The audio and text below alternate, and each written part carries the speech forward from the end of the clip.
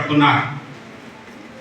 చిన్న పిల్లవాడు 12 సంవత్సరాల పిల్లవాడు ఒక సినిమా కోసం చచ్చిపోతాడు, సినిమా టికెట్ కొంటాడు.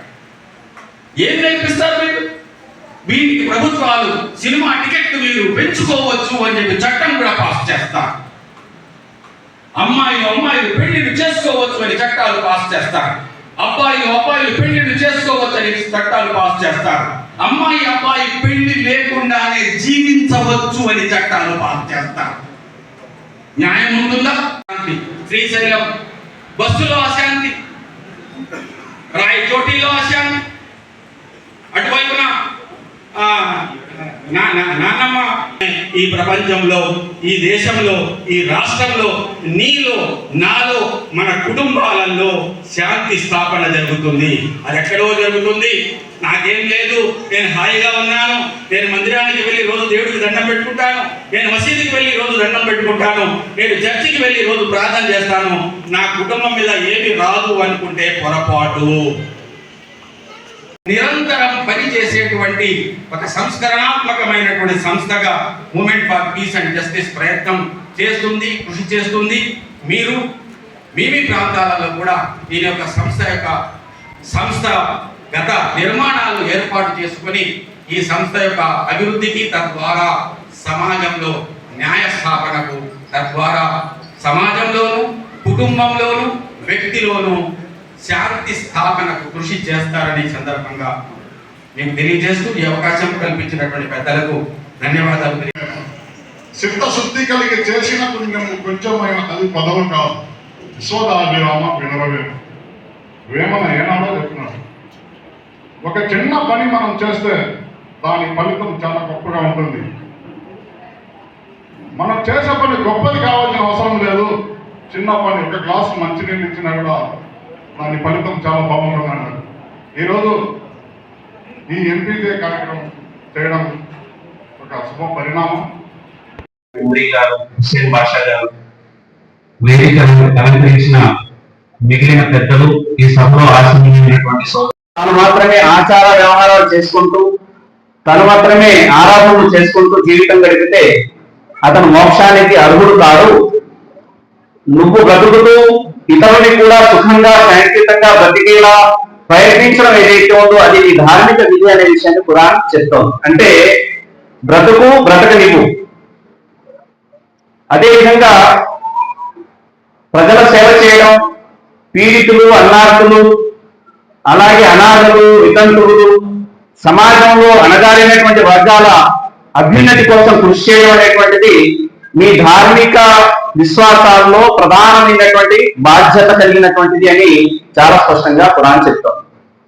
కనుక MPJ movement for peace and justice 10 సంవత్సరాలుగా నిర్వహిస్తూ వస్తోందో ఈ కార్యక్రమాలు దేశవ్యాప్తంగా, ముఖ్యంగా మన సౌత్ రాష్ట్రాలు ఏదైతున్నా వీటిలో చాలా ప్రభావవంతమైనటువంటి పని ఎంపీజే చేసింది. ప్రజా అభిప్రాయాన్ని మలచే విషయంలో, సామాజిక రుగ్మతల్ని తొలగించేటువంటి విషయంలో, శాంతి సమన్యాయాన్ని ప్రజలకు అందించే విషయంలో ప్రభుత్వాన్ని ఆలోచింపజేస్తూ చివరికి NHRC నేషనల్ హ్యూమన్ రైట్స్ కి సంబంధించినటువంటి ఏవైతే పెద్ద పెద్ద శాఖలు ఉన్నాయో వాటిని ప్రభావితం చేసి వాటిని కూడా రంగంలోకి దించేటువంటి విషయంలో ఈ విధంగా ఎంపీజే చేసినటువంటి కృషి ఇప్పటివరకు మన ముందు వచ్చింది. నేను కూడా ముఖ్యంగా 2-3 మాటలు ఎంపీజే ఏ విధంగా పనిచేస్తే ఇంకా ముందుకు వెళ్ళేటువంటి అవకాశం ఉంటుంది, ప్రజాభిప్రాయాన్ని మలచి ప్రజల్ని విస్తృతంగా ఈ మూవ్మెంట్ లోకి తీసుకురావడానికి ఏమేం పనులు చేయాల్సి ఉంటుంది అనేది కొన్ని విషయాలు చెప్పే ప్రయత్నం చేస్తాను. ఏ ఉద్యమమైనా సరే ఏదో ఒక సైద్ధాంతిక పరమైనటువంటి ఆలోచన కలిగి ఉంటుంది, దృక్పథం కలిగి ఉంటుంది. సైద్ధాంతిక పరమైనటువంటి దృక్పథం లేనటువంటి ఏ ఉద్యమం కూడా సమాజంలో స్థిరంగా పనిచేయలేదు. ఎంపీజే యొక్క సైద్ధాంతిక పరమైనటువంటి ఆలోచన ఏమిటి అంటే శాంతి సమన్యాయం. శాంతి సమన్యాయం అనేటువంటివి ఎవరు పరిపాలించినా సరే దేశంలో అది రెండూ లభించేదైతే ఎంపీజే దానికి పూర్తిగా మద్దతు తెలుస్తుంది. ఏమండి కాదా? కాబట్టి ఇక్కడ ఫలానా మతం వారు దీన్ని పరిపాలించాలి దేశాన్ని, లేక ఫలానా వర్గం వారే పరిపాలించాలి అనేటువంటి రాజకీయ పరమైనటువంటి ఏ విధమైనటువంటి భేషజం ఇందులో లేదు. ఇది శాంతి సమన్యాయం కోసం కృషి చేస్తుంది. అందరూ ఎక్కిన వాళ్ళు పరిపాలించేవారు ప్రజలందరిలో శాంతి సౌమరస్యాన్ని కలగజేయడం, అలాగే ప్రజలందరికీ సమన్యాయాన్ని ఇవ్వడంలో వాళ్ళు కనుక సక్సెస్ అయితే ఎంపీకే కూడా వాళ్ళ వెనకాల తప్పనిసరిగా నైతిక మద్దతు తెలియజేస్తుంది. కనుక ఎంపీకే యొక్క ప్రధానమైనటువంటి దృక్పథం ఏదైనా ఉంది అంటే అది శాంతి సమన్యాయం. ఇది మొదటి విషయం. రెండవది, మనం ప్రజాభిప్రాయాన్ని మలసాలి అన్నప్పుడు సైద్ధాంతికంగా పటిష్టంగా ఉన్నటువంటి కార్యకర్తలు కూడా ఈ ఉద్యమానికి లభించాలి. ఎప్పటి వరకు అయితే భావజాల పరంగా పటిష్టమైనటువంటి కార్యకర్తలు ఉద్యమానికి లభించరో అప్పటి వరకు ఆ ఉద్యమం నామకే వాస్తే అనేటువంటి విధంగానే నడుస్తుంది తప్ప అది లోతైనటువంటి రీతిలో నడిచేటువంటి అవకాశం ఎంత మాత్రం ఉండదు. కనుక సైద్ధాంతిక పటిష్టత, స్పష్టమైనటువంటి దార్శనికత అనేటువంటిది ఉద్యమానికి ఉండాలి. అలాంటి లక్ష్యాలు, అలాంటి బలమైనటువంటి ఆలోచన కలిగినటువంటి కార్యకర్తల్ని తయారు చేయడంలో ఉద్యమం తప్పనిసరిగా ప్రయత్నం చేయాలి. అదేవిధంగా మరొక మాట కూడా ఏంటంటే ఉద్యమం తాను కనేటువంటి కళను, అది చూచేటువంటి సమాజాన్ని, అది చూచేటువంటి దార్శనికమైనటువంటి విషయం ఏదైతే అంటామో దీన్ని ప్రజలకు ప్రత్యక్షంగా చూపించగలగడంలో కూడా ఎంపీజే కృతకృత్యం అవ్వాలి, అది సక్సెస్ అవ్వాలి. ప్రజలు ఎంపీజేని చూస్తే ఎంపీజే నిర్మించేటువంటి సుందర సమాజం, ఎంపీజే నిర్మించేటువంటి ఒక ఉన్నతమైనటువంటి సమాజం, శాంతి సమన్యాయంతో నడిచేటువంటి సమాజాన్ని ఎంపీజేని చూడగానే ప్రజలు దర్శించగలగాలి. ఆ స్థాయిలో మన ప్లానింగ్ ఉండాలి, ఇది గుర్తించాలి. అదేవిధంగా ఎంపీజేకి సంబంధించి ఒక అపోహ ఏదైతే ఉందో అది తొలగించాలి. మీరు కొన్ని రాజకీయ నాయకుల లేక కొన్ని మత వర్గాలకు సంబంధించినటువంటి అపోహ ఇది తప్పనిసరిగా తొలగించాల్సిన అవసరం ఎంపీజే కూడా ఉంది. అది ఏమిటంటే ఎంపీజే మతానికి సంబంధించి లేదా ఒక వర్గానికి సంబంధించినటువంటి ఒక ఉద్యమంగా దీన్ని మలచేటువంటి ప్రయత్నం విమర్శకులు చాలా మంది చేస్తున్నారు. వాస్తవానికి MPJ irrespective of caste, irrespective of religion, ఇది ఒక సామాజిక పరమైనటువంటి సంస్థ. ఈ సంస్థ యొక్క ఆశయాల్ని, ఈ సంస్థ యొక్క లక్ష్యాల్ని ఎవరైతే ఏకీభవిస్తారో వారందరూ కూడా ఇందులో చేరవచ్చు, వారందరూ కూడా దీనికి కలిసి పనిచేసేటువంటి అవకాశం ఉంది. కనుక దీన్ని ఒక మతంతోనో ఒక వర్గంతోనో ఎంత మాత్రం పోల్చడానికి అవకాశం లేదు. వర్ణం, వర్గం, ప్రాంతం, జాతి ఇలాంటి ఏ భేదాలు లేకుండా భారతీయ సమాజంలో ఉన్నటువంటి ప్రతి వ్యక్తి కూడా ఈ ఉద్యమంలో మమేకమై పనిచేయవచ్చు. దీన్ని కూడా సర్వసామాన్యం చేయాల్సినటువంటి అవసరం ఎంపీజేపై ఎంతైనా ఉంది, ఇది గుర్తుపెట్టుకోవాలి. అలాగే మూడవది, ప్రజా సమస్యలలో మమేకం అవడం అంటే కనెక్టింగ్ విత్ పీపుల్స్ ఇష్యూస్. ఈ ఇష్యూస్ విషయంలో చాలా ఎక్కువగా ఎంపీజే వెళ్ళాలి. ఎప్పటి వరకు అయితే ప్రజా సమస్యల్ని, ప్రజల యొక్క ఇష్యూస్ ని అడ్రస్ చేయరో అది టైంకి మనం ఎప్పుడైతే అందులో ఇన్వాల్వ్ అవ్వమో ఏ ఉద్యమం కూడా ఉన్నతిని సాధించలేదు. కాబట్టి ప్రజా సమస్యలు ఏమున్నాయి? ప్రస్తుతం దేశ సమస్యల గురించి చెప్తే చాలా మంది మాట్లాడారు. పేదరికం ఉంది, నిరుద్యోగం ఉంది, అజ్ఞానం ఉంది, మూఢనమ్మకాలు ఉన్నాయి, అవినీతి ఉంది, హింసా దౌర్జన్యాలు ఉన్నాయి, అలాగే పర్యావరణానికి నష్టపరిచేటువంటి అనేక రకాలైనటువంటి పరిస్థితులు ఉన్నాయి, అలాగే మైనారిటీలు ఇంకా అణగారినటువంటి వర్గాలపై దౌర్జన్యం ఉంది, న్యాయం అందని ద్రాక్షగా ఈరోజు కూడా ఉంది. ఇలాంటి పరిస్థితులు ఏవైతే ఉన్నాయో వీటిని అడ్రస్ చేయగలగాలి, వీటిపై ప్రతిస్పందించగలగాలి. నాకు తెలిసినంత వరకు ఎంపీజే ప్రమాణమి 180-200 మంది అమాయకులైనటువంటి ఖైదీలు ఎప్పటి నుంచో జైళ్లలో మగ్గుతున్నారు, వాళ్ళకి డబ్బులు కట్టి బయట విడిపించే పరిస్థితి కూడా లేదు. అలాంటి ఎంతో మంది ఖైదీని విడిపించినటువంటి ఒక గొప్ప పని ఎంపీజే చేసింది. అదేవిధంగా ఎంతో మందికి హక్కులు లభించకపోతే వారి హక్కుల కోసం పోరాడుతూ ఎన్హెచ్ఆర్సీ లాంటి సంస్థలు కూడా దానిపై ఆలోచించే విధంగా వాటిని తప్పనిసరిగా తీసుకొచ్చే ప్రయత్నం ఈ యొక్క ఎంపీజే చేసింది. ఈ విధంగా కరెంట్ ఇష్యూస్ మీద, కాంటెంపరీ ఇష్యూస్ మీద ఎక్కువగా ప్రతిస్పందించే విధంగా ఎంపీజేని తయారు చేయాలి. స్పోర్ట్స్ పర్సన్స్ ఇందులో ఉండాలి. అలాగే ఇందులో ఇష్యూస్ మీద వెంటనే తన యొక్క స్టాండ్ ఏంటో చెప్పగలిగే వాళ్ళు ఉండాలి. అలాగే ఇష్యూస్ మీద వెంటనే ఎక్కడ ఇష్యూ జరిగితే అక్కడ ఎంపీజే కార్యకర్తలు అక్కడ వాలిపోతారు అనేటువంటి ఒక మైండ్ సెట్ ని ప్రజలకు పరిచయం చేయగలగాలి, ఆ నమ్మకం కలిగించగలగాలి. ఈ విధంగా మనం చూడాలి. చాలా ఇష్యూస్ వచ్చాయి కాబట్టి నేను మాట్లాడటం లేదు. ఇప్పుడు మహిళల్ని ఇన్వాల్వ్ చేసే పరిస్థితి ఉంది. మహిళల్ని ఎంపీజీలో తీసుకురావాలి. ఎంపీజీలో స్టేజ్ అందరూ మగవాళ్ళే ఉన్నారు. ఏ ఆడవాళ్ళు ఆకాశంలో సగం అన్నాం, ప్రజల్లో సగం అన్నప్పుడు మరి మహిళలకి ప్రాతినిధ్యం ఇవ్వాల్సిన అవసరం ఉంది. మహిళల్ని ఇందులో తీసుకురావాలి. మహిళలకు కొన్ని బాధ్యతలు ఇవ్వాలి. మహిళల్లో ప్రత్యేకించి మహిళలు మగవాళ్ళు ఉన్నటువంటి యువతరాన్ని మీద ఎక్కువగా ఫోకస్ చేయాలి. యువతరాన్ని లీడర్షిప్ తీసుకురావాలి. యువతరాన్ని ముందుకు నడిపించాలి. ఈ విధంగా ఎంపీజే తన యొక్క ప్లానింగ్ ఏదైతే ఉందో ఆ ప్లానింగ్ లో ఇలాంటి విషయాన్ని కూడా దృష్టి పరిధిలో పెట్టుకోవాలి. ఇది మూడో విషయం.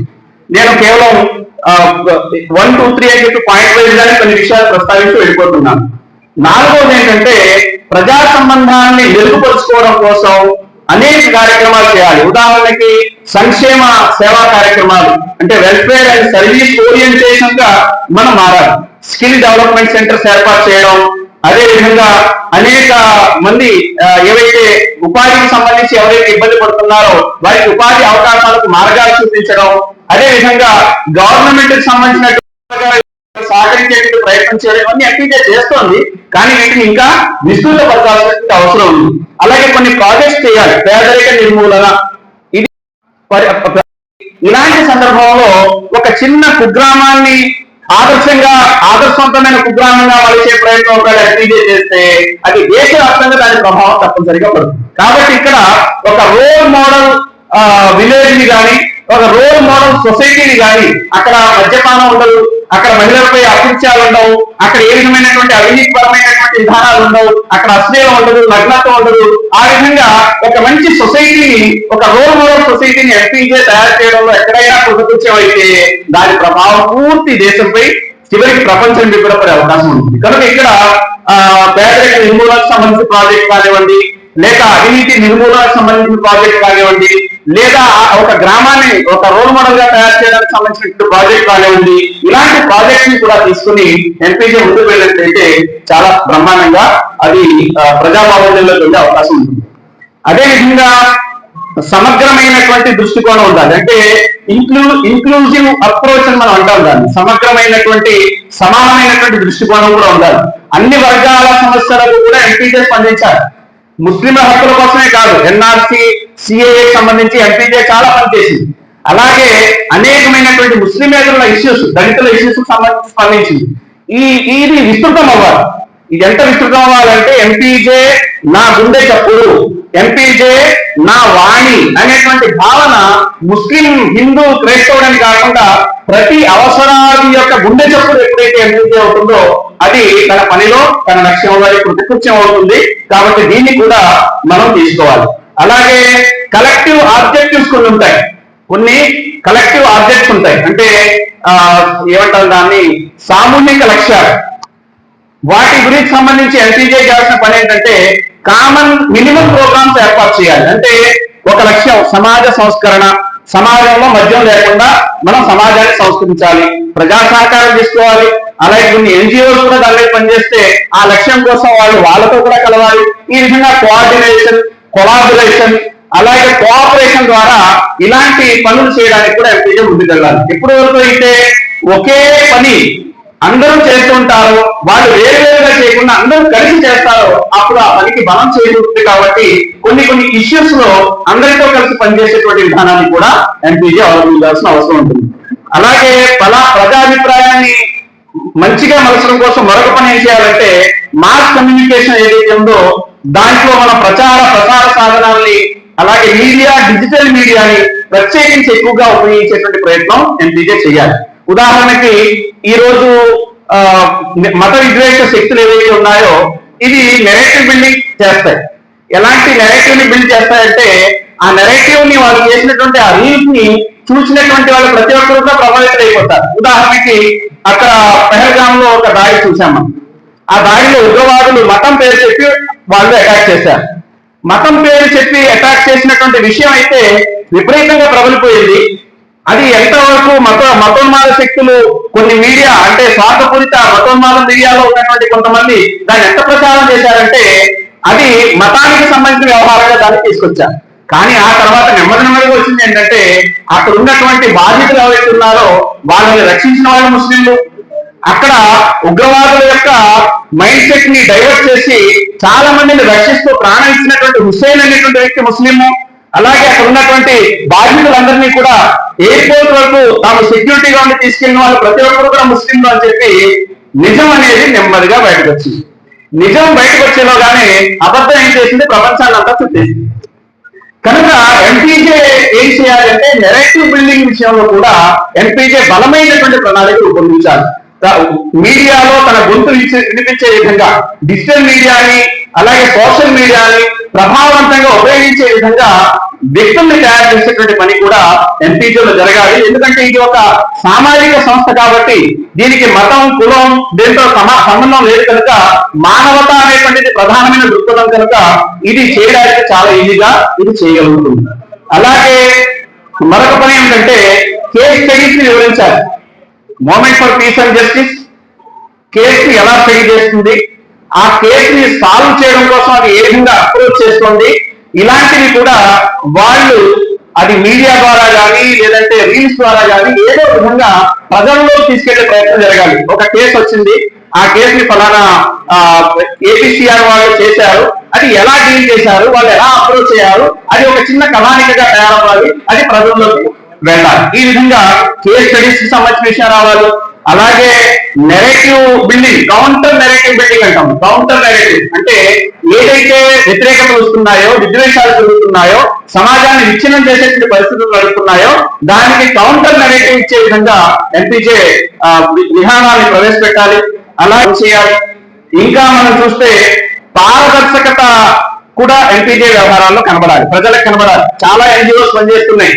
ఆ ఎన్జిఓస్ పేరు చెప్పుకొని కోర్టు పలబట్టే వాళ్ళు చాలా మంది ఉన్నారు. ఎన్జిఓస్ ప్రతి ఏమంటారు అధికారి లేక రాజకీయ నాయకుడి చేతిలో ఉన్నటువంటి చెంచాగా ఉన్నటువంటి ఎన్జిఓస్ కూడా చాలా ఉన్నాయి. అవన్నీ కూడా ఏంటంటే వాళ్ళు దోచుకున్న డబ్బుని దాచుకోవడానికి ఏర్పాటు చేసేటువంటి ఎన్జిఓస్ కూడా చాలా ఉన్నాయి. కనుక ఎంపీజే అలాంటి గుంపులో పోయిందే కాదు, ఎంపీజే అనేది ఒక ప్రత్యేకమైనటువంటి పారదర్శకమైనటువంటి నిజాయితీ కలిగినటువంటి మూవ్మెంట్ అనే విషయాన్ని ప్రజలకు తెలియజేయగలగాలి. అంటే దీని ఆదాయ వ్యవహారాల్లో, ఆదాయ వ్యయాల్లో ఎక్కడి నుంచి ఆదాయం వస్తుంది, ఎక్కడి నుంచి ఖర్చు పెడుతుంది అనేటువంటి అకౌంటబిలిటీ ఏదైతే ఉందో అది ప్రజల్లో సర్వసామాన్యం అవ్వాలి. ఎంపీజే నాయకత్వం దగ్గర నుంచి కార్యకర్త వరకు స్వచ్ఛందంగా పనిచేస్తారు తప్ప వాళ్ళు ఎలాంటి ప్రలోభాలకు గురికారు, ఎలాంటి స్వార్థ ప్రయోజనాలు వాళ్ళ దగ్గర ఉండవనేటువంటి భావజాలాన్ని కూడా ప్రజల్లోకి తీసుకెళ్లగలిగితే నైతికంగా ఎంపీజే ఇన్షాల్లా దైవం కలిస్తే బలోపేతం అయ్యే అవకాశం ఉంది. అలాగే విమర్శలను, సవాళ్లను కూడా బ్యాలెన్స్ గా ఎదుర్కొనేటువంటి ప్రయత్నం చేయాలి. విమర్శలు వస్తే ఒకేసారి అగ్రెసివ్ అయిపోవడం, అలాగే ఎవరైనా పొగిడితే దాన్ని చాలా హ్యాపీగా చేసుకోవడం కాకుండా నాయకత్వం ఏదైతే ఉందో విమర్శల్ని అలాగే పొగడ్తల్ని అన్నిటినీ కూడా బ్యాలెన్స్ గా తీసుకుంటూ ఎంపీజేని విస్తృతపరిచే ప్రయత్నం చేయాలి. అలాగే 6వది ఏంటంటే చివరిది ఎంపీజేని విస్తృతపరిచే విషయంలో, ఎంపీజేని బలోపేతం చేసే విషయంలో నేటి సమాజంలో ఎంపీజే యొక్క అవసరం ఏమిటి, ఇది ఉంటే వచ్చే ప్రయోజనాలు ఏంటి, ఇలాంటి సంస్థ ఇలాంటి ఉద్యమం లేకపోతే వచ్చే నష్టాలు ఏంటి చాలా స్పష్టంగా ప్రజల వరకు తీసుకెళ్లే ప్రయత్నంలో ఎంపీజే సక్సెస్ అవ్వాలి. ఇంకా చివరిగా ఒక మాట ఏమిటంటే ఎంపీజే దగ్గర లాంగ్ టర్మ్ స్ట్రాటజీ ఉండాలి. అంటే సుదీర్ఘకాల వ్యూహం ఉండాలి, ఒక విజన్ ఉండాలి. ఉదాహరణకి 2026 అని చెప్పి అలాగే 2030 అని చెప్పి అలాగే విజన్ డాక్యుమెంట్స్ ఉంటాయో అలాగే ఎంపీజే దగ్గర కూడా 2030 విజన్ ఉండాలి. 2030లోగా ఎంపీజే ఈ పనులు చేయాలనుకుంటోంది, ఈ పనుల కోసం ప్రయత్నం చేయాలనుకుంటోంది, సంస్థాగతంగా ఇంత బలోపేతం చేయాలనుకుంటోంది, సామాజికంగా ఈ పనులు చేయాలనుకుంటోంది, ఈ స్థాయికి చేరాలనుకుంటోంది, ఇంతమందికి ప్రయోజనం చేకూర్చాలనుకుంటోంది అనేటువంటి ఒక విజన్ ని తప్పనిసరిగా జనం ముందు పెట్టడానికి ఎంపీజే మేధావి వర్గం ఏదైతే ఉందో ప్రయత్నం చేయాలి. దీని ద్వారా కూడా ప్రజల్లో ఎంపీజే యొక్క ముందు చూపు అనేటువంటిది తెలుస్తుంది, తద్వారా వాళ్ళ దగ్గర ఏంటి అవకాశం ఉంటుంది. అలాగే కొన్ని పనులకు సంబంధించి మరొక మాట ఏంటంటే సృజనాత్మకత కూడా ఈ రోజు మూమెంట్స్ లో ఉండాలి. క్రియేటివిటీ, ఇన్నోవేటివ్ ఐడియాస్ ఏవైతే ఇవి కూడా తీసుకుని ప్రజల్ని ప్రభావితం చేసే పనులు కూడా చేయాలి. అవన్నీ చెప్పడానికి సమయం లేదు కనుక ఇక్కడ నేను చెప్పినటువంటి 7 పాయింట్స్ ఏదైతే ఉన్నాయో అవి ఎంపీజే నాయకత్వం ఎవరైతే ఉన్నారో వారు దృష్టిలో పెట్టుకుంటారని నేను ఆశిస్తూ, అలాగే ఇంకొక మాట ఏంటంటే సమన్యాయం, శాంతి అనేది ఒకవేళ హైందవ గ్రంథాలైనటువంటి వేదాలు, భగవద్గీతాలు లభించిన, లేదా సమన్యాయం, సమానత్వం అనేటువంటి శాంతి అనేటువంటిది బైబిల్ ద్వారా లభించిన, లేదా సమన్యాయం, శాంతి అనేటువంటిది అంతిమ దైవగ్రంథమైన ఖురాన్ ద్వారా లభించిన, అల్టిమేట్ గోల్ ఏంటంటే శాంతి, సమన్యాయం లభించాలంటే. ఎవరి ద్వారా లభించిన హేతువాదులు ఉన్నారు, దేవుడే లేదనే వాళ్ళు ఉన్నారు. వాళ్ళ కాన్సెప్ట్ ప్రకారంగా కూడా ఒకవేళ ప్రాక్టికల్ గా శాంతి, సమన్వయం దొరుకుతుందంటే మేము ఆహ్వానించడానికి సిద్ధంగా ఉంటాం. ఎందుకంటే ఇక్కడ మతం అనగానే ఒక విధమైనటువంటి వ్యతిరేక భావాలు తీసుకురావడం, దానికి వ్యతిరేకంగానే మాట్లాడడం ప్రారంభిస్తూ ఉంటారు. వాస్తవానికి మనం చూడాల్సింది ఏంటంటే మనం అనుకునేటువంటి కాన్సెప్ట్, మనం అనుకునే గోల్ దేని ద్వారా సాధ్యమైనా సరే దాన్ని మనం యాక్సెప్ట్ చేసేటువంటి విశాలమైన దృక్పథం మన దగ్గర ఉండాలి, విశాలమైనటువంటి మనస్తత్వం మన దగ్గర ఉండాలి, ఆ దృష్టికోణం మన దగ్గర ఉండాలి. ఉదాహరణకి నా బిడ్డకి మేలు జరగాలి అనుకున్నాను. నా బిడ్డకి మేలు జరగాలి అనుకున్నప్పుడు సుబ్బారావు గారు చేసిన అది ఉపకారం అవుతుంది, రఫీక్ గారు చేసిన ఉపకారం అదే అవుతుంది, జేమ్స్ గారు చేసిన అదే ఉపకారం అవుతుంది. అయ్యో నాకు రఫీక్ గారే మేలు చేయాలి, నేను సాయకుడు కాబట్టి మిగిలిన వాళ్ళు ఎవరు మా బిడ్డకు మేలు చేయకూడదు అంటే వారంత దౌర్భాగ్యం ఎవరు ఉంటారు? కనుక మేలు జరగాలి, సంక్షేమ రాజ్యం ఏర్పడాలి, శాంతి సౌఖ్యాలు లభించాలి, సమన్వయం లభించాలి అంటే అది ఎవరి ద్వారా, ఏ కాన్సెప్ట్ ద్వారా సాధ్యమైనా సరే దాన్ని యాక్సెప్ట్ చేసేటువంటి దృఢమైనటువంటి ఆలోచన సరళి ఉండాలి. ఇదే మేము కోరుకుంటూ మరి మరొకసారి ఎంపీకే ప్రాంతీయ మహాసభను నిర్వహిస్తున్నటువంటి బాధ్యులందరికీ కూడా హృదయపూర్వక శుభాకాంక్షలు తెలియజేసుకుంటూ నన్ను ఆహ్వానించినందుకు జమాత్ ఇస్లామీ ఆంధ్రప్రదేశ్ తరఫున ధన్యవాదాలు, కృతజ్ఞతలు తెలియజేసుకుంటూ ముగిస్తున్నాను. వాటి దావాలా అల్హమ్దులిల్లాహి రబ్బిల్ ఆలమీన్. వస్సలాం.